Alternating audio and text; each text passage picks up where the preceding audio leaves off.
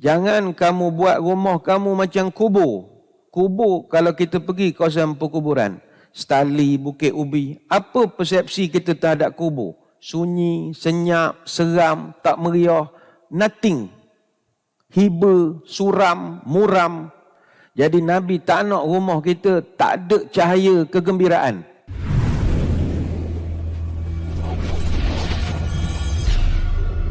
Assalamualaikum warahmatullahi wabarakatuh. Bismillahirrahmanirrahim. Alhamdulillahi hamdan katsiran tayyiban mubarakan fihi kama yanbaghi li jalali wajhikal karim wa li 'azimi sultanik. Allahumma salli ala sayyidina Muhammadin abdika wa rasulika nabiyil ummi wa ala alihi wa sahbihi wa sallim. Nawaitu ta'alluma wa ta'lim wa tadhakkura wa tadhkir wa naf'a wal intifa' wal ifadah wal istifadah wal hatha ala tamassuki bi kitabillah wa sunnati rasulih wa du'a ilal huda wa dalalah alal khair ibtigha'a wajhillah wa mardatihi wa kurbihi wa thawabihi lillahi ta'ala. Allahumma barik lana fi Sya'ban wa ballighna Ramadan. Ya Allah, berkatkan umur kami pada bulan Sya'ban, panjangkanlah umur kami bertemu dengan Ramadan. Yang dihormati para pegawai, sukarelawan Masjid Negeri Sultan Ahmad 1 Kuantan, seterusnya para pecinta ilmu, tuan-tuan guru, para alim ulama, para habaib, muslimin muslimat, hadirin hadirat, tuan-tuan puan-puan, moga-moga berbahagia. Syukur Alhamdulillah kembali bertemu dalam minda imam besar yang dibawakan pada kita oleh Pusat Kutipan Zakat Majlis Agama Islam dan Adat Resam Melayu Pahang. Kita menggunakan kitab Al-Wasiyah bi Ba'di Sunnah Syibhil Mansiyah karya Dr. Haifa binti Nasir bin Abdullah Ar-Rashid yang merupakan Profesor Madya di Jabatan Akidah dan Doktrin Kontemporari di Fakulti Usuluddin Universiti Islam Imam Muhammad Ibn Saud di Riyadh, dan buku ini telah diterjemahkan kepada tajuk 100 Sunnah Rasulullah SAW yang dilupakan, setebal 322 halaman. Buku ini ada 18 bab dan kita baru selesai bab yang kelima. InsyaAllah pada kesempatan pagi ini kita syukur dapat memasuki bab yang keenam, iaitu pelbagai sunnah yang berkaitan dengan solat-solat sunat. Ada 5 subtopik di dalam bab 6 ini. InsyaAllah hari ini kita akan bincangkan subtopik yang pertama. Alhamdulillah minggu lalu kita membahaskan tentang topik berkenaan hukum hakam meludah ke arah kiri sebanyak 3 kali apabila ada gangguan syaitan yang mengganggu tumpuan solat. Muka surat 104. Pagi ini insya-Allah kita nak bincangkan tajuk muka surat 111, solat sunat dikerjakan di rumah. Kita lihatkan hadis-hadisnya. Bismillahirrahmanirrahim. Salat sunat dikerjakan di rumah. Masalah ini dijelaskan oleh sejumlah hadis, sama ada melalui ucapan dan juga tindakan baginda. Antara hadisnya adalah, pertama, hadis riwayat Al-Bukhari dan Muslim daripada Zaid bin Thabit radhiyallahu anhu yang mana Nabi sallallahu alaihi wasallam bersabda, "Fasallu ayyuhan nasu fi buyutikum fa inna afdala salatil mar'i fi baitihi illa al-maktubata." Salatlah kamu wahai manusia di rumah, sebab salat paling utama bagi seseorang adalah jika dia di rumahnya, selain daripada salat yang wajib. Ini hadis Bukhari dan Muslim. Kata Imam An-Nawawi, hadis ini berbentuk umum, berlaku dalam semua salat sunat rawatib maupun salat sunat mutlak, kecuali solat sunat yang merupakan syiar Islam seperti sembahyang hari raya, solat khusuf, solat istisqa dan juga tarawih. Menurut pendapat yang paling sahih, kesemua solat itu disyariatkan agar dilakukan di masjid, manakala solat istisqa dilakukan di tanah lapang. Ini hadis disyarahkan dalam syarah Muslim. Istisqa ni solat minta hujan. Jadi kita hak mengaji jangan buat kelakar, dia buat program namanya solat hajat minta hujan, tak buat dia orang. Minta hujan tak ada sembahyang hajat, dia ada solat sunat khas namanya istisqa. istisqa. Jarang berlaku di tempat kita solat sunat istisqa ini sebab kita hujan kerap banyak berlaku. Biasa di Masjidil Haram, Masjid Nabawi, ramai orang merasa semayang sunat istisqa. Kemarau panas sangat, mereka semayang istisqa. Dan istisqa ni banyaklah pelik-pelik dia punya cara pelaksanaannya. Kita tak biasa sebab kita jarang istisqa. Pernah dulu di Kelantan, tak salah saya, pernah buat solat istisqa ini. Tempat lain jarang sangat. Dan kalau nak buat memang bukan dalam masjid, di padang MPK. Dia disyariatkan begitu. Maka daripada hadis inilah Ibnu Hibban menulis bab berjudul penjelasan solat sunat seseorang yang dilakukan di rumahnya adalah yang terbesar ganjarannya. Itu hadis pertama. Hadis kedua. Bukhari dan Muslim meriwayatkan daripada Ibnu Umar bahawa Nabi bersabda, "Ij'alu min salatikum fi buyutikum wa la tattakhizuha qubura." Lakukanlah sebahagian daripada solat kamu di rumah dan jangan kamu jadikan rumah kamu bagai kubur. Kemudian yang lain pula disebutkan sallu fi buyutikum wala tattakhizuha qubura. Solatlah kamu di rumah dan jangan kamu jadikan rumah kamu bagai kubur. Hadis Bukhari dan Muslim. Itu hadis yang kedua. Hadis yang ketiga daripada Jabir, Rasulullah sallallahu alaihi wasallam bersabda, "Idza qada ahadukumus salata fi masjidih falyaj'al li baitihi nasiban min salatihi fa innallaha ja'ilun fi baitihi min salatihi khaira." Jika salah seorang di antara kamu telah menunaikan salatnya di masjid, maka dirikanlah sebahagian salatnya di rumah, kerana Allah akan memberikan kebaikan daripada salatnya di rumah. Hadis riwayat Muslim.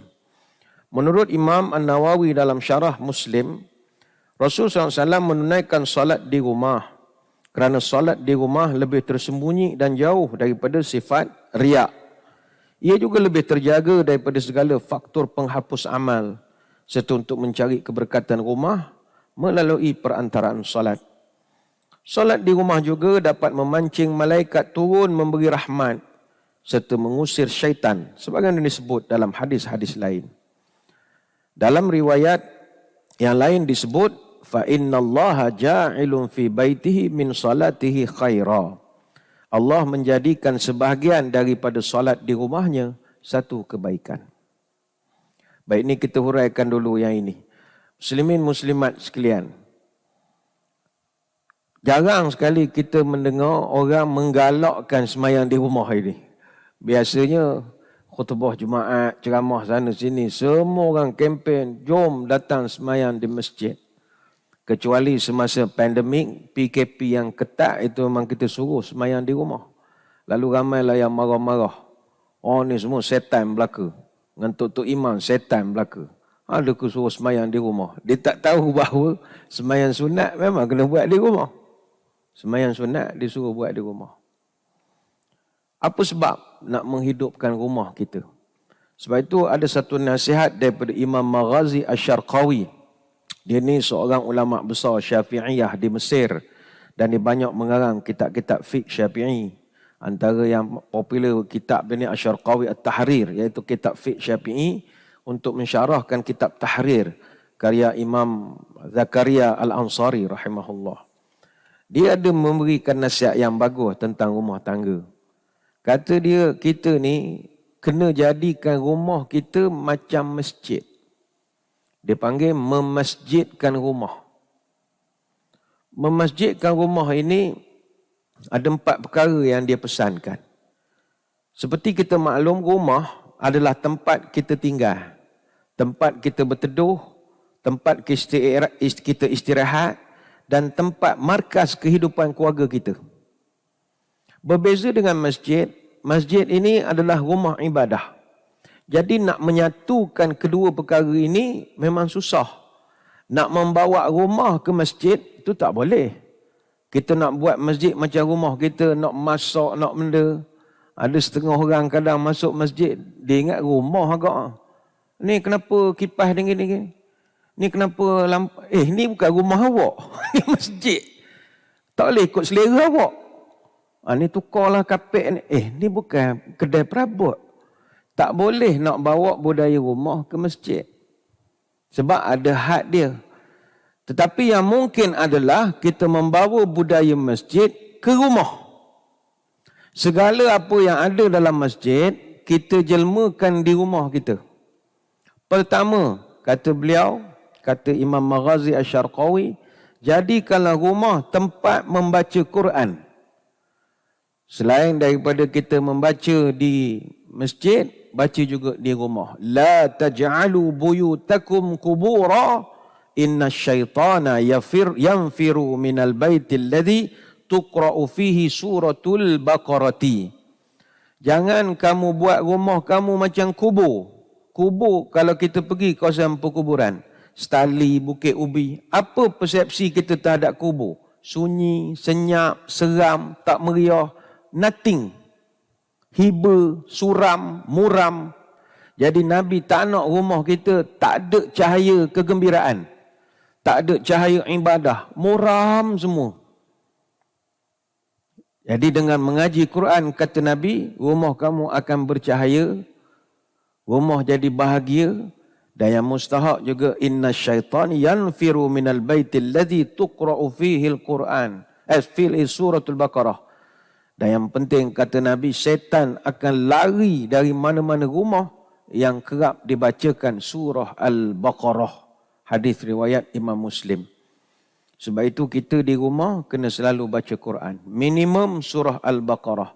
Fadilat surah Al-Baqarah sangat hebat. Iqra'u suratul Baqarah fa inna akhadhaha barakatun wa tarakaha khasratun wa la yastati'uha batlah. Bacalah sokmo-sokmo surah Al-Baqarah, kata Nabi. Siapa tinggalkan dia rugi, siapa yang mengamalkan dia hidupnya berkat, dan kebatilan tidak mampu menguasai surah ini. Jadi orang yang kerap baca surah Al-Baqarah jauh daripada hasad dengki orang nak kenat rumah kita, pukau dan bagai-bagai lagi. Ini hadis riwayat Imam Muslim. Sehingga kan Nabi mengajarkan, innallaha khatama surat Al-Baqarah bi ayatain a'taituhuma min kanzihi alladhi tahta al-'arash fata'allamuhunna wa 'allamuhunna nisa'akum fa innaha salatun wa qurbanun wa du'a. Hadis Darimi. Nabi kata Allah menutup surah Al-Baqarah dengan dua ayat yang sangat tinggi nilainya. Dalam Al-Baqarah ada 10 ayat terakhir. Itu yang sering kita baca dalam tahlil. Maka kata Nabi, ayat ini turun daripada tahtal arash, daripada tempat perbendaharaan arash yang mulia. Fata'allamuhunna wa 'allamuhunna nisa'akum. Maka wahai suami-suami, kata Nabi, ajarlah isterimu, anak-anak perempuanmu, adik-adik perempuanmu mengenal surah ini. Sebab dia adalah salatun wa qurbanun wa du'a. Dalam surah ini ada doa, ada perlindungan, ada pelajaran dan macam-macam. Ini riwayat Ad-Darimi. Jadi ini yang pertama. Bawa budaya mengaji ke rumah. Ngaji di masjid, bagus. Tapi jangan rumah pula kita abaikan. Yang kedua, kata beliau, jadikanlah rumah sebagai tempat berzikir. Jangan hanya berzikir di masjid, tapi berzikir juga di rumah. Apa sebab? Fadilatnya besar. Mathalul baitil ladzi yuzkarullah fihi wal baitil ladzi la yuzkarullah fihi mathalul hayyil wal mayyiti. Perumpamaan rumah yang dibacakan zikir dengan rumah yang tak dibacakan zikir bagaikan perumpamaan antara orang hidup dengan mayat. Rumah yang tak ada langsung zikir di dalamnya itu mayat. Tapi rumah yang kerap ada zikir, maknanya kita baca zikir subhanallah, alhamdulillah, baca tahlil, buat majlis-majlis yang berzikir ini, maka rumah tu akan sentiasa hidup, kata Nabi. Hadis riwayat Imam Muslim. Bila kali terakhir kita buat majlis zikir di rumah kita? Lama pun boleh jawab. Makna dah lama lah tak buat. Zikir, majlis zikir. Ada satu hadis Nabi sebut, malaikat akan mendoakan rumah yang buat majlis zikir. Inna lillahi malaikatan yatufuna fit turuki yaltamisuna ahla dzikri. Allah mempunyai barisan malaikat yang kerja dia merayau di semua tempat mencari orang zikir, malaikat khusus. Kerjanya cari orang zikir. Fa iza wajadu qauman yadhkuruna Allah tanadaw hallumu ila hajatikum qala fayuhaffunahum bi ajnihatihim ila sama'id dunya. Bila malaikat ni berjalan terbang, katalah dia sampai ke Pak Mahat misalnya. Sampai di Pak Mahat, dia dapati ada satu rumah tu tingkat 3 berzikir. Subhanallah, walhamdulillah, wala ilaha illallah, Allahu Akbar. Anak-anak dia, cucu dia sambil duduk, dia berzikir ramai. Maka malaikat ni kata Nabi, dia akan masuk dalam rumah itu, duduk sekali. Bayangkanlah malaikat masuk rumah, tak berkat ke? Malaikat duduk sekali. Kemudian malaikat ni akan beritahu kepada tuan rumah ni, halumu ila hajatikum. Maka malaikat kata, tuan, apa hajat? Doa cepat. Kita tolong aminkan. Kita recommend doa tu naik. Dia jadi runner lah, runner. Doa cepat. Jadi kita tak dengar lah percakapan malaikat. Kalau tuan-tuan dengar, memang rakam telefon masuk TikTok lah jawabnya. Orang kita kuat main TikTok. Jadi kita pun sambil tu doa. Ya Allah, Ya Allah. Doa. Jadi masa itu akan dimakbulkan. Kemudian hadis ni panjang. Nabi cerita doa-doa ini dibawa oleh malaikat ni tadi menghadap pada Allah. Kemudian kata Nabi, fayas'aluhum rabbuhum. Allah Ta'ala bila dapat segala ni, Allah Ta'ala tanya, ma yaqul ibadi. Allah bukan tanya tu sebab dia tak tahu, dia saja tanya je. Dia tanya, malaikat, tadi hamba aku tadi dia cakap apa? Jawab malaikat-malaikat, yaqulun yusabbihunaka wa yukabbirunaka wa yahmadunaka wa yumajjidunaka. Ya Allah, hamba-hambamu tadi masa kami join mereka di rumah, mereka sedang mengucapkan subhanallah.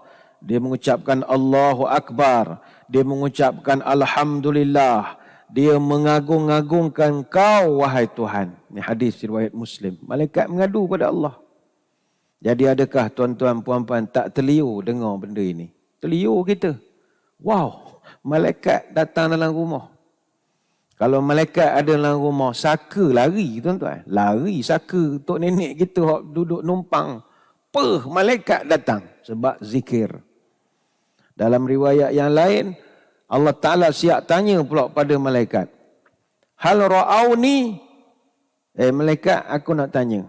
Orang yang berzikir tu dia pernah tengok tak aku? Pernah nampak tak aku? Jawab malaikat, la wallahi ma ra'auka. Setahu kami mana ada makhluk pernah terpandang Allah. Tak ada yang pernah tengok. Maka Allah Ta'ala bertanya, kaifa la ra'auni? Awak rasa, kalaulah dia pernah nampak saya, apa jadi? Malaikat jawab, lau ra'auka kanu ashadda laka ibadatan wa ashadda laka tamjidan wa tahmidan wa aktsara laka tasbihan. Jawab malaikat, kalaulah yang berzikir tadi pernah nampak Allah depan kepala mata mereka, nescaya lagi ganas lagi zikir dia. Jadi Allah kata maknanya dia zikir tara tak nampak aku tu. Kalau nampak, kuat lagi. Allah dialog dengan malaikat. Dan Allah Ta'ala tanya lagi, fama yas'aluni. Habis lepas dia berzikir, dia minta benda dengan aku. Apa yang dia doa? Malaikat pun bawa lah file permohonan ni. Yas'alunakal jannah. Geng-geng ni minta surga, ya Allah. Semua nak masuk surga belaka. Allah tanya lagi. Wahal ra'auha. Geng-geng ni agak awak lah pernah tengok tak surga? La wallah. Ni semua tak pernah tengok surga, ya Allah. Agak-agak kalau dia menengoklah surga tu, apa gayanya? Fa kaifa law annahum ra'auha. Kalau mereka pernah tengok surga, agak-agak apa pandangan awak? Jawab malaikat, law annahum ra'auha kanu ashadda 'alaiha hirsan wa ashadda laha talaban wa a'zama fiha raghbatan. Ya Allah, kalaulah geng-geng tu pernah nampak surga depan mata, nescaya dia punya semangat berzikir lebih lagi. Dia punya berdoa lebih lagi.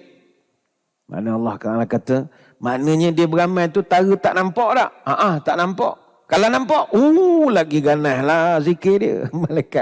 Malaikat dia berdialog dengan Allah Ta'ala.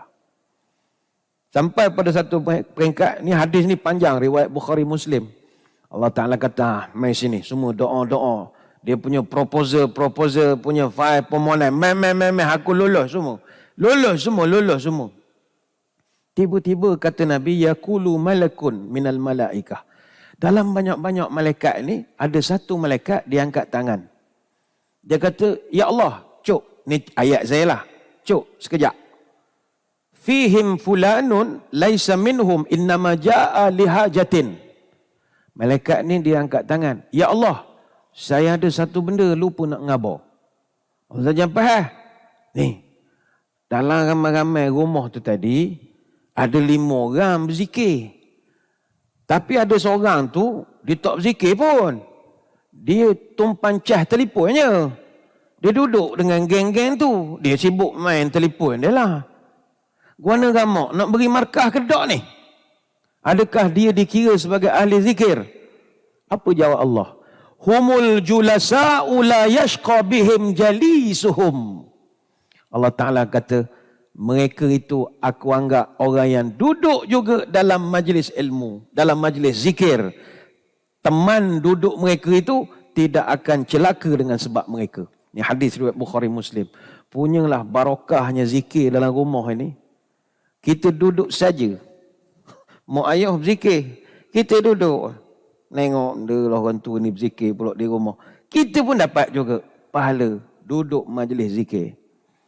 Jadi jangan berhenti berzikir di rumah.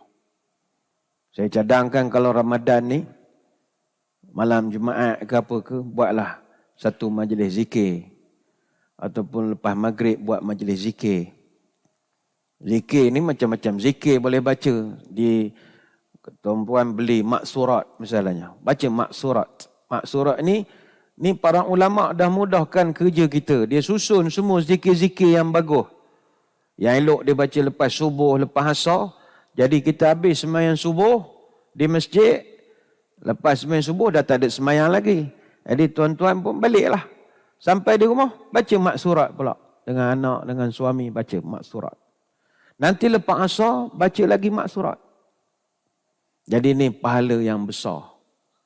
Jadi yang kedua, bawa majlis zikir ke rumah. Yang ketiga, kata beliau, jadikan rumah tempat majlis ilmu. Sekarang dah jadi satu budaya, cuma di Kuantan saya tak pernah jumpa lagi. Ada kot saya tak jumpa. Kalau di Kuala Lumpur, ramai dah sekarang orang trend panggil ceramah di rumah. Dia dah tak buat di masjid surau dah sangat. Dia buat eksklusif untuk keluarga dia je. Dia panggil penceramah Azhar Hidruh, panggil Dr. Izzah Arif, dia panggil Ustaz Don. Ceramah untuk family dia je. Duduk kat satu ruang, dia buatlah macam ala-ala surau, ada kapetnya bagus, pasang bukhur lagi.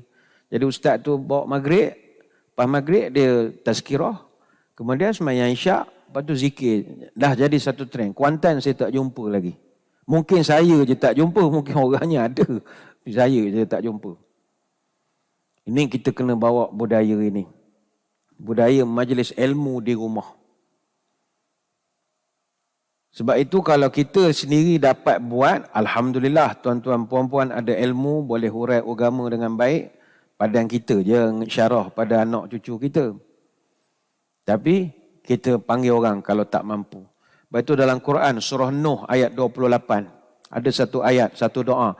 Rabbighfirli wa liwalidayya wa liman dakhala baitiya mu'minan walil mu'minina wal mu'minati wa la tazidiz zalimina illa tabara. Ya Allah, ya Tuhan, ampunkanlah aku, ampunkan ibu bapaku, ampunkan orang-orang yang beriman yang masuk ke rumahku. Itu doa. Kita doa, mereka masuk ke rumah kita, buat benda baik, maka akan menambahkan barakah rumah kita. Jadi ini yang ketiga. Rumah tempat majlis ilmu. Dan yang keempat, ini kena dengan perbincangan kita. Jadikanlah juga rumah kita sebagai tempat solat. Ini dimaksudkan memasjidkan rumah kita. Bukannya merumahkan masjid, memasjidkan rumah kita. Dalam hadis yang kita bacakan, dalam ayat-ayat Quran yang kita biasa dengar, memang Allah Ta'ala suruh kita jadikan rumah kita ini markas ibadat kita.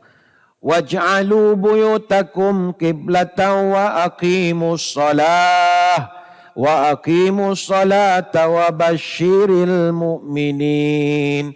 Dan jadikanlah olehmu rumah-rumah itu sebagai tempat sembahyang, dan dirikanlah sembahyang, dan gembirakanlah orang-orang beriman. Surah Yunus ayat 87.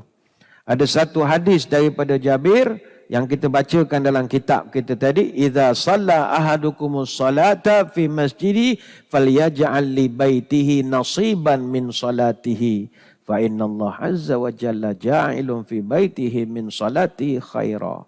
Kalau kamu mendirikan salat di masjid, maka berikanlah rumahmu juga hak untuk kamu solat padanya. Ini kerana ada kebaikan di dalam rumah yang didirikan solat. Hadis riwayat Imam Muslim. Timbul pertanyaan, mungkin tuan-tuan pun dah ada yang berkerut dahi. Macam mana ni Ustaz? Saya kerak pergi ceramah, semua orang suruh semayang masjid. Macam mana Ustaz boleh bawa dalil bagai-bagai semayang di rumah pula? Apakah rahsia kita disuruh semayang juga di rumah? Dan garis bawah kan, yang semayang ni bukan semayang fardu. Tajuk kita kan semayang sunat. Bukan semayang subuh. Tak semayang masjid lah. Sebab apa? Kawan dengar ceramah semalam. Ustaz tu bawa dalil hadis Quran bagai. Semayang rumah Syekh. Rupanya dia tengok video kita separuh jalan. Dia jenis baca tajuk agak. Semayang sunat. Apa sebab? Dalam kitab Yaumun fil Baiti Rasulullah SAW, tulisan Abdullah Al-Qasim, muka surat 58, ada dibincangkan faedah kita buat semayang sunat di rumah. Pertama sekali, kerana kita mengikut titah perintah Nabi SAW. Itu nombor satu. Dalam kitab Syama'il At-Tirmidzi, Syama'il ni kitab yang Imam Tirmizi dikumpulkan hadis tentang syama'il Nabi. Sifat perangai Nabi ni berjalan, duduk, baring, hidung mancung, telinga macam mana. Syama'il nama dia. Jadi dalam kitab Syama'il At-Tirmizi dijelaskan, walaupun rumah Nabi dekat dengan masjid, rumah Nabi kan dengan masjid sebelah. Tapi Nabi kalau sembahyang sunat, Nabi balik rumah. Nabi balik rumah. Padahal masjid dia tu, berapa fadilat sembahyang? 1000 pahala. Tapi sembahyang sunat, Nabi balik ke rumah. Jadi kita hidup ni ikut Nabi. Kita ikut Nabi. Bunga mawar merah pekat dibuat hiasan kain plekat. Kalau hidup hendak berkat, ikut petunjuk Nabi Muhammad. Pokok tinggi boleh dipanjat, rambutan diambil pakai galah. Jika hidup mau berkat, taat selalulah ajaran Rasulullah. Jalan mulia hidup cerah, jangan engkau sabda Rasulullah. Sebab itu, hatta solat tarawih pun Nabi buat di rumah. Tapi ni kita jarang kempen beria sangat. Kalau tak ada orang pula datang masjid. Marah pula orang ke imam besar, awak ni imam besar. Jangan cerita rahsia kau orang ni. Bukan rahsia mengaji kitab nak sorok macam mana. Kata Aisyah radhiyallahu anha, anna Rasulullah sallallahu alaihi wasallam zata lailatin fil masjid fa shalla bi salatihi nasun thumma shalla min al-qabilati fa kathra an-nasu thumma ijtama'u min al-lailati salisati aw ar-rabi'ati falam yakhruj ilaihim Rasulullah sallallahu alaihi wasallam. Kata Aisyah, Nabi pada malam dia semayang di dalam masjid main tarawih. Maka ramai orang mengikut Nabi semayang. Malam kedua, Nabi semayang lagi. Jadi orang hak datang, kohor ramai lagi. Sebab dah viral. Maka malam yang ketiga dan keempat, jemaah datang, Nabi tak keluar. Semua kata, sudah, tak ada semayang ke malam ni, semalam molek ada. Falam yakhruj ilaihim. Nabi tidak keluar. Ada yang bertanya, ya Rasulullah, falamma asbah qala. Bila masuk waktu subuh, para jemaah pun bertanya, qad ra'aitu alladhi sana'tum wa lam yamna'ni minal khuruji ilaikum illa anni khashitu an tuqrada alaikum wa dhalika fi Ramadan. Maka bila pagi itu, semain subuh, para sahabat pun bertanya, lalu Nabi pun jelaskan. Kata Nabi, saya duk perhatikan kamu semua, kata Nabi. Dan tidak adalah yang menghalang aku keluar daripada jadi imam, sebab khasyitu an tufrada alaikum. Aku takut benda ni jadi wajib pada kamu. Sedangkan aku tahu kamu semua tak kuat. Jadi aku buat lat-lat begitu supaya nak tunjukkan benda ni tidak wajib. Yang demikian itu, wazalika fi Ramadan. Peristiwa itu kata Aisyah berlaku pada bulan Ramadan. Hadis Bukhari. Jadi berdasarkan hadis ini, kata para ulama, Rasul SAW pada malam hari pertama bulan Ramadan, baginda semayang ke masjid dan Nabi semayang. Orang pun ramai ikut. Malam kedua, bilangan makin ramai. Malam ketiga, bilangan jemaah semakin ramai. Jadi pada malam berikutnya, Nabi tidak lagi ke masjid. Dan ketika itu ramai orang yang menanti Nabi lah ketika itu. Nabi dah tak datang ke masjid. Jadi kalau tuan-tuan nak mengikut kaedah tu boleh je. Tak ke masjid. Kawan semayang 3 malam je. Hak lain kau semayang di rumah. Hak ngaji di mana? Kau ikut Nabi. Jangan begitu. Kalau begitu kosong masjid, betul kau pun tak cerita sangat. Tapi sebab kita mengaji, kita kena khabar. Sebab benda tu Nabi buat dalam konteks tidak mau membebankan. Sebab tuan-tuan, kita tak ada alasan tak datang masjid. Sebab bacaan kita tak panjang. Nabi bacaan dia panjang. Nabi boleh baca satu rakaat 667 ayat. 3 surah Nabi baca. Mana ada orang tahan?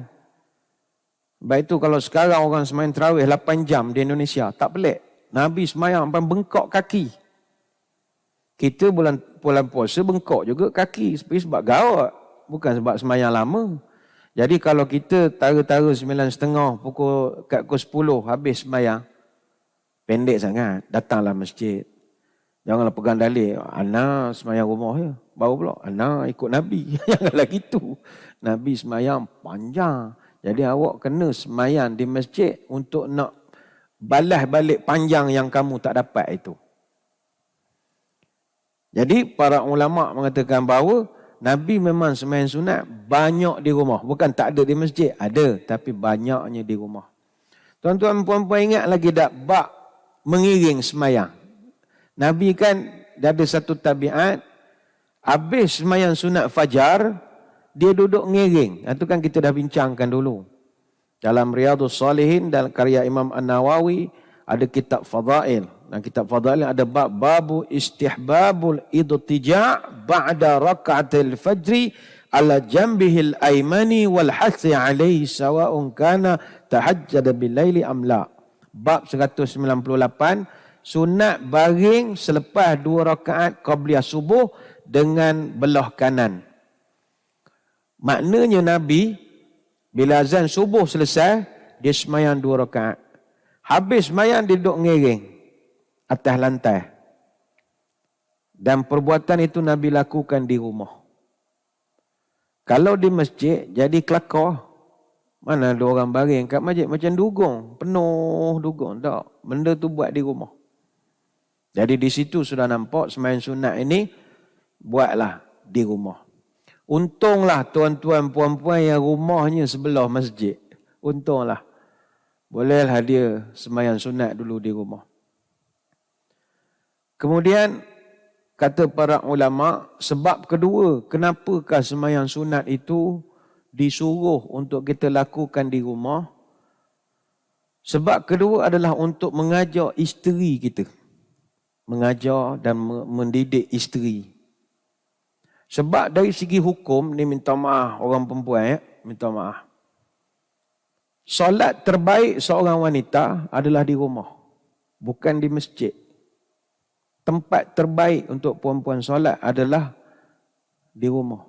Ini juga jarang orang cerita sebab takut jemaah merajuk terus tak datang. Kalau berdasarkan hadis kata Ibn Mas'ud, salatul mar'ati fi baitiha afdal min salatiha fi hujratiha wa salatuha fi makhda'iha afdal min salatiha fi baitiha. Salat seorang wanita di rumahnya jauh lebih baik daripada dia salat di halaman rumahnya. Dan salat seorang wanita di bilik tidurnya adalah lebih baik daripada dia salat di rumahnya. Hadis Abu Daud. Jadi benda ni payah kita nak uraikan lebih-lebih sebab bagi kami masjid yang menggerakkan masjid muslimat. Harap muslimin tengoklah sebelah-sebelah kita boleh tahu dah. Benda beza langit dengan bumi. Lain. Lepas tu kalau belah laki taruh tabung, keras begitu. Sampai petang keras, tak bergerak lalu. Belah muslimat macam kereta api. Situ sudah nampak. Lepas tu kuliah duha, mana ada muslimin? Muslimat ramai. Muslimin ada, dia tukang bawa muslimat tu sambil nunggu, duduklah sekali. Ni masjid lain sini dak, ni memang purposely datang. Jadi kalau baca hadis-hadis perempuan baik semayang di rumah, tak pergi umrah perempuan. Malas aku pergi ke Mekah. Ustaz tu kata semayang di rumah je. Semayang hotel sudah, kata dia. Tak ada pula kita nak pergi semayang di masjid. Ada satu hadis yang diriwayatkan oleh Imam Ahmad. Ada satu orang wanita di zaman Nabi, nama Ummu Humaid As-Sa'di radhiyallahu anha. Dia ni isteri kepada Abu Humaid radhiyallahu anhu. Dia datang jumpa Nabi, dia bercerita macam mengadu hal lah. Ya Rasulullah, inni uhibbus salata ma'aka. Faqala qad alimtu wa salatuki fi baitiki khairun laki min salatiki fi hujratiki wa salatun fi hujratiki khairun laki min salatiki fi dariki wa salatuki fi dariki khairun laki min salatiki fi masjid qaumiki wa salatuki fi masjidi qaumiki khairun laki min salatiki fi masjidil jamaati. Dia mengadu pada Nabi, ya Rasulullah, saya ni nak sangat semayang di masjid jadi makmum pada Tuan. Nak sangat. Macam mana gaya ya Rasulullah? Saya nak sangat jadi makmum. Nabi jadi imam. Tapi kata Nabi, kawan tahu, kata Nabi, ramai nak semayang. Saya tahu. Tapi kata Nabi, bahawa semayang di bilik tidurmu lebih baik di semayang daripada di rumahmu. Semayang di rumahmu lebih baik daripada kamu semayang di masjid kaummu. Dan solat di masjid kaummu lebih baik daripada kamu semayang di masjid aku ni, kata Nabi. Maknanya kita, ini contohlah Masjid Nabawi, dulu di keliling Madinah itu ada banyak juga masjid selain daripada Masjid Nabawi. Jadi ada sahabat yang duduk perumahan yang jauh-jauh, mengadu nak semayang jemaah dengan Nabi. Berkata tak payah, awak semayang di masjid rumah je. Kata orang Tok Sira, semayang Tok Sira. Tak payahlah semayang masjid negeri. Ni contoh, tuan-tuan jangan pegang tu pula, datanglah masjid negeri. Ni contoh saja. Awak semayanglah di masjid Tok Sira awak tu. Dan semayang di rumah awak jauh lebih baik pada awak semayang masjid Tok Sira tu. Sebab awak orang perempuan. Qala fa'amarat fabuniya laha masjidun fi aqsa syai'in min baitiha wa azlimih fakanat tusalli fihi hatta laqiyatullah azza wa jalla. Kemudian Ummu Humaid telah meminta didirikan sebuah masjid di tempat paling tersorok dan paling gelap di dalam rumahnya. Dan di situlah dia semayang sampailah dia meninggal dunia. Hadis riwayat Ahmad. Bila Nabi dah pesan gitu, dia tak pergi semayang keluar, dia buat satu ruang khas dalam rumah dia. Buat ruang.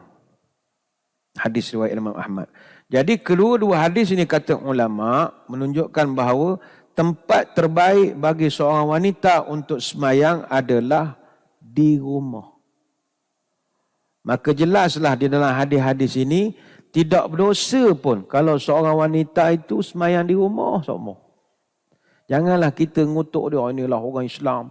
Zaman Nabi dulu, siapa tak pergi masjid, Nabi bakar rumah dia. Itu untuk laki-laki. Perempuan tak. Perempuan dia special case. Timbul satu persoalan. Berdosa tak seorang isteri, seorang wanita, keluar daripada rumah, nak semayang di masjid tanpa kebenaran suami? Apa hukumnya?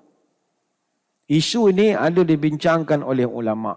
Kalau kita tengok, sebagaimana yang dinukilkan oleh penulis kitab Mawsu'ah Fiqhiyah Kuwaitiyah, disebutkan, annahu yukrahu lil mar'ati huduru jama'atil masjid iza tarattaba ala khurujiha minal bait wa huduriha al jama'ata fitnatun wa li zawjihi ma'nuha min dhalika wa la ya'tham.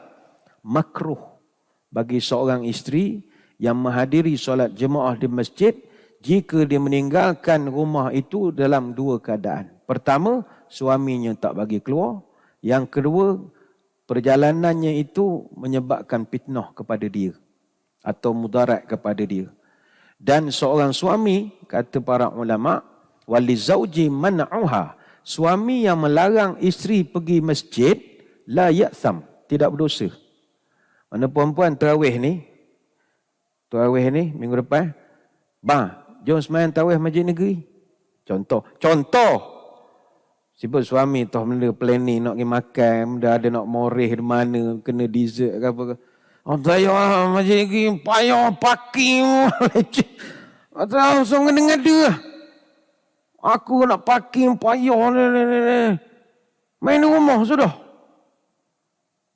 Adakah salah suami itu? Tak salah. Dan puan-puan janganlah rasa berdosa masuk neraka. Masuk neraka dah aku. Tak dapat fadilat Ramadan lalu main gini. Tak. Puan-puan taat pada suami itu lebih utama. Sebab pada bahu seorang wanita tidak ada pertanggungjawaban untuk ibadat berat macam orang lelaki. Kami orang lelaki, kami kena semayang di masjid. Selagi dengar azan, kami kena dengar semayang di tempat azan. Macam perempuan tak.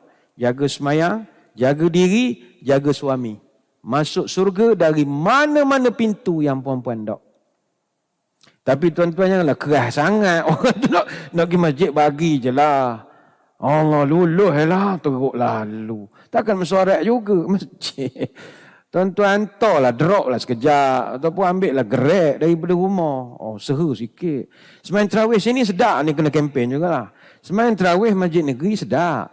Kita orang sedia moreh. Masjid besar, pengudaraan bagus. Habis sembahyang boleh beli banyak sebelah ni. Macam-macam jualan ada. Seronok, macam duk Mekah. Janganlah keras sangat. Walaupun dari segi hukum, by right tuan-tuan boleh halang. Janganlah halang bagi cara. Susah betul nak mengajar begini. Nak mengajar lurus kan tak ada orang. Kempen jugalah, datanglah masjid. Kata ulama, wa humilan nahyu fil hadisi ala nahyu tanzih lianna haqqa zawji fi mulazamatil baiti wajibun fala tatrukuhu lil fadilah. Larangan yang terdapat dalam hadis-hadis tentang tak boleh perempuan pergi masjid tanpa izin dan macam-macam itu adalah bersifat makruh tanzih. Ini adalah kerana hak seorang isteri adalah untuk berada di rumahnya dan itu adalah sesuatu yang wajib. Maka tidak boleh meninggalkan rumah kerana nak mencari fadilat. Sebab dia ada kewajipan. Menjaga diri, menjaga suami, menjaga rumah tangga, menjaga anak-anak. Tapi benda ni boleh bincang lah. Takkanlah tak boleh pergi masjid. Walau bagaimanapun. Ni keknya ada juga. Kalangan ulama' mazhab Syafi'i mengatakan bahawa sunat bagi suami mengizinkan isteri solat jemaah di masjid. Jadi kalau tuan-tuan izinkan, tuan-tuan dapat pahala pula lagi. Bang, jom semayang masjid sekian-sekian. Kejap-kejap aku ni ada benda lain ni nak pergi ke ni. Tak apalah, bolehlah. Dapat pahala. Sunat. Dapat pahala sunat. Kata Imam An-Nawawi, yustahabbu lizawji an ya'zana lizawjatih fi syuhudil jama'ati fil masjid. Sunat bagi suami mengizinkan isteri untuk hadir berjemaah di masjid. Begitu juga hadis yang diriwayatkan daripada Ibnu Umar, la tamnu'u ima Allahi masajid Allah walakin liyakhrujna wa hunna tafilatun. Jangan kamu larang hamba-hamba Allah dari kalangan wanita untuk pergi ke masjid. Tetapi mereka boleh ke masjid dengan tidak memakai tafilatun, wangi-wangian sangat. Mana minyak atar apa, dululah. Kadang kita sebut salah nak ulah hadis-hadis berkaitan minyak wangi ni. Sebab kalangan orang bandar, orang moden, ngapa teruk sangat orang lelaki zaman sekarang, Ustaz? Baru pula, takkanlah bau minyak wangi pun dah tergoda. Saya pun tak tahu juga ini huraian kitabnya begitu. Dia memang tak benar tu, adalah sebabnya. Wallahualam, mungkin bagi setengah orang lelaki, bau-bauan tu boleh menyebabkan dia bayang macam-macam. Agaknya lah, wallahualam. Setengah orang biasa je. Tak ada masalah setakat bau minyak atar Pakistan. Tak ada lah. Lagi pening ada bau. tak ada lalu tergoda. Bau macam bau Pakistan tu lah. Jenis pakai minyak atar Hajar Aswad tu. Keras tu. Saya tak tahulah kalau ada orang tergoda. Wallahualam. Oh mungkin ni dia spray minyak wangi bunga-bunga kot. Ini je tak boleh menyebabkan orang jadi wanginya mokcik ni. Ngeko belakang sampai ke tandas. Jangan pakai tu. Payahlah sebab itu para ulama dulu serabut-serabut muduk rumah lah. Muduk rumah. Sebab dia janguk sangat. Dulu agaknya. Jadi kita simpulkan begini. Untuk yang bab orang perempuan ke masjid, saya takut ada kekeliruan. Pertama, rumah adalah tempat terbaik bagi wanita solat. Full stop. Jangan kita macam orang muda-muda kadang semangat agama ilmu tak ada. Dia marah ke mak dia. Mak ni bila nak semayang masjid?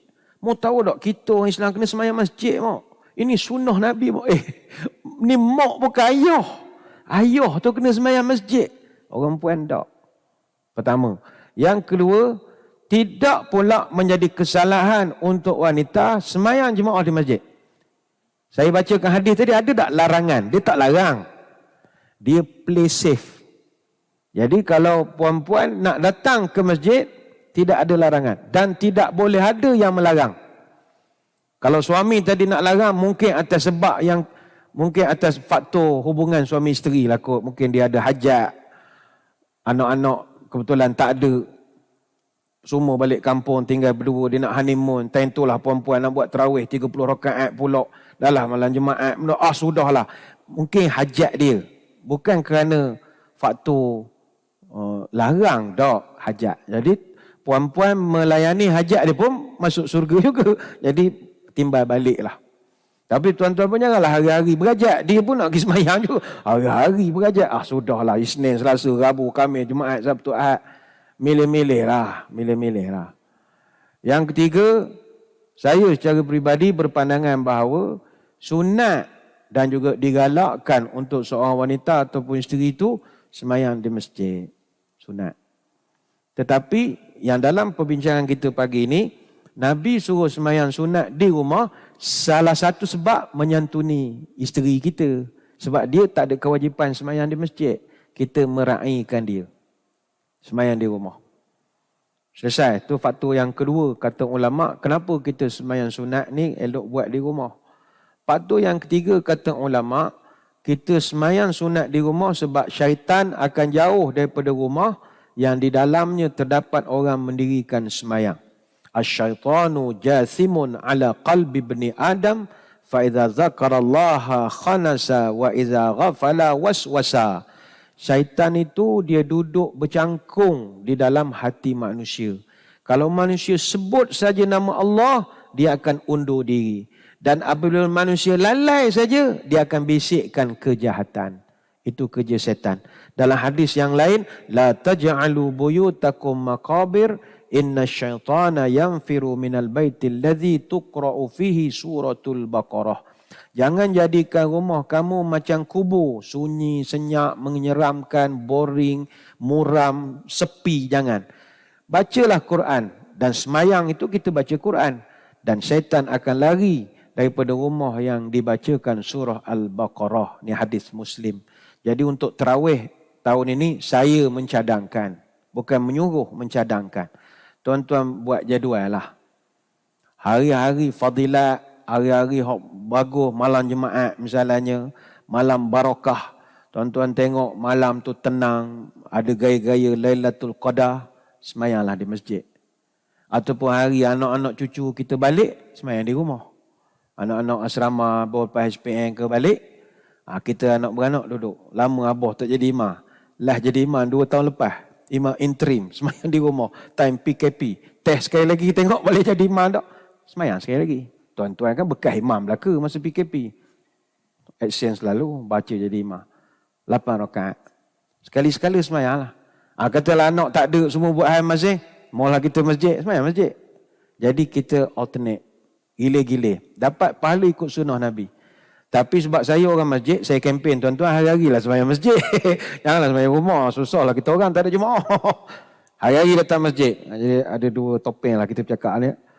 Pertama, boleh semayang di rumah sekali-sekala. Tapi kalau atas songkok masjid, datanglah hari-hari ke masjid.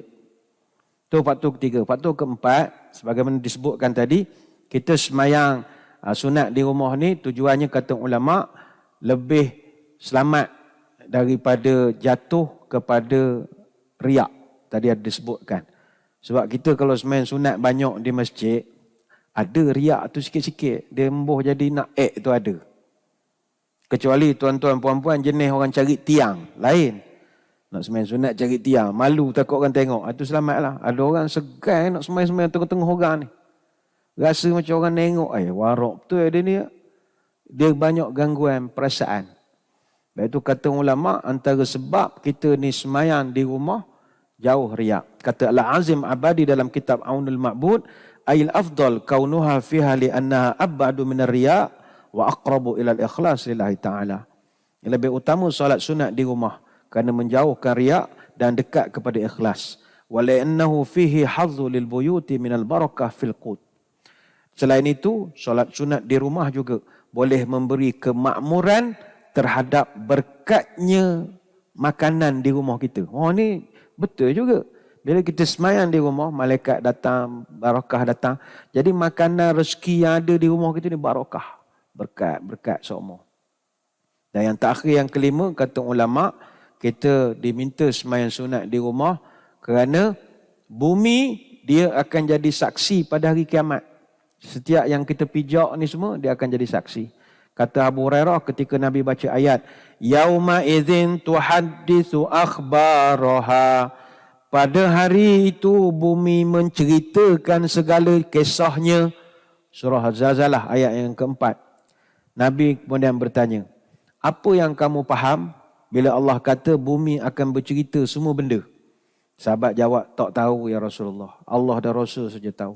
Kata Nabi, inna akhbaraha an tashhada ala kulli abdin aw amatin bima amila ala dhahriha an taqula amila kadha wa kadha yawma kadha wa kadha qala fa hadhihi akhbaruha.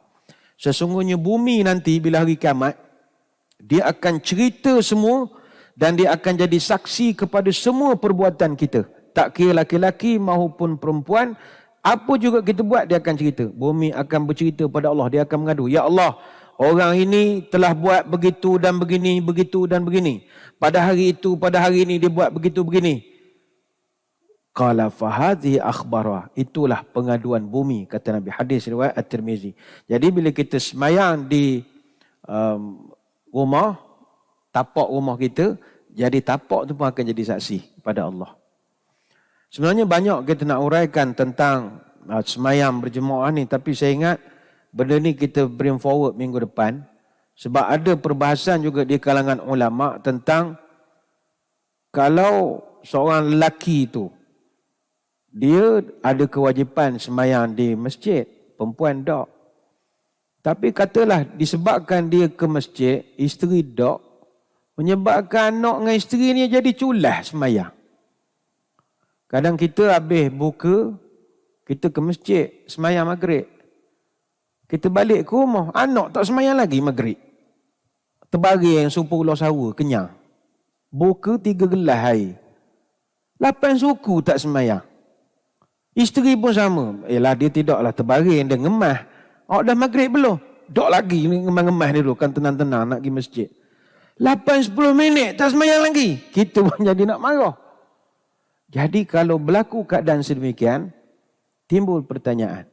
Tuan-tuan perlu teruskan tidak sembahyang di masjid atau tidak? Ataupun sekarang dah jadi tanggungjawab pula. Anak isteri jadi culah dek sebabkan kita ni tinggalkan dia tak sembahyang di masjid ni tadi. Jadi ni saya ingat kita bring forward next week. Kita akan bahaskan lebih lanjut sebab banyak perkara-perkara yang perlu diperhalusi. Saya risau perbahasan pagi ni menyebabkan bukannya orang kau ramai pergi masjid. Kau tak ramai pula pergi masjid. Kayaknya tajuknya dah begitu. Tapi bagi pihak masjid kita menyuruhlah tuan-tuan datang ke masjid. Fadilat banyak, no doubt about it. Kalau tak mampu ada kelonggaran. InsyaAllah lah kita bertemu pada minggu depan insyaAllah. Masa tu pun kita dah puasa Ramadan. Moga-moga pertemuan minggu depan adalah barakah sikit. Cuma dahaga sikit je lah kalau minggu depan ni. Sekadar itu kita tutup pertemuan dengan doa moga majlis diberkati ilahi. A'udzubillahi minasyaitonirrajim. Bismillahirrahmanirrahim. Allahumma salli wa sallim ala sayyidina Muhammadin salatan tukhrijuna biha min zulumatil wahmi. Allahumma in kana rizqina fis samaa'i fa anzilhu wa in kana fil ardi fa akhrijhu wa in kana mu'siran fayassirhu wa in kana haraman fatahhirhu wa in kana ba'idan faqarribhu bihaqqi duhaika wa bahaika wa jamalika wa quwwatika wa qudratik atina ma ataita ibadika salihin. Ya Allah, kalau rezeki kami masih di langit turunkanlah, kalau di bumi keluarkanlah, kalau susah permudahkanlah, kalau haram sucikanlah, kalau jauh dekatkanlah. Berkat waktu duhamu, berkat kecantikanmu, keindahanmu, kekuatanmu, kekuasaanmu, limpahkan pada kami segala yang telah engkau limpahkan kepada hamba-Mu yang soleh. Allahumma arinal haqqa haqqan warzuqna ittiba'ah wa arinal batilan batilan warzuqna ijtinabah wa la taj'alhu multabisan alaina fanadil waj'alna lil muttaqina imama. Ya Allah, tunjukkan kepada kami kebenaran itu sebagai benar dan rezekikan kami untuk mengikuti kebenaran. Tunjukkanlah kepada kami yang batil itu sebagai batil. Rezekikanlah kami untuk menjauhi kebatilan. Jangan jadikan kami keliru di atas agama ini sehingga kami sesat. Jadikanlah kami orang bertakwa sebagai pemimpin. Subhanakallahumma wa bihamdika nasyhadu an la ilaha illa anta nastaghfiruka wa natubu ilaik. Wassallallahu ala sayyidina Muhammadin wa ala alihi wa sahbihi wa baraka wa sallam. Walhamdulillahi rabbil alamin. Selamat menyambut Ramadan al-Mubarak. Tingkatkan ibadah, kurangkan juadah. Wabillahi taufiq wal hidayah. Wassalamualaikum warahmatullahi wabarakatuh. Wallahu a'lam.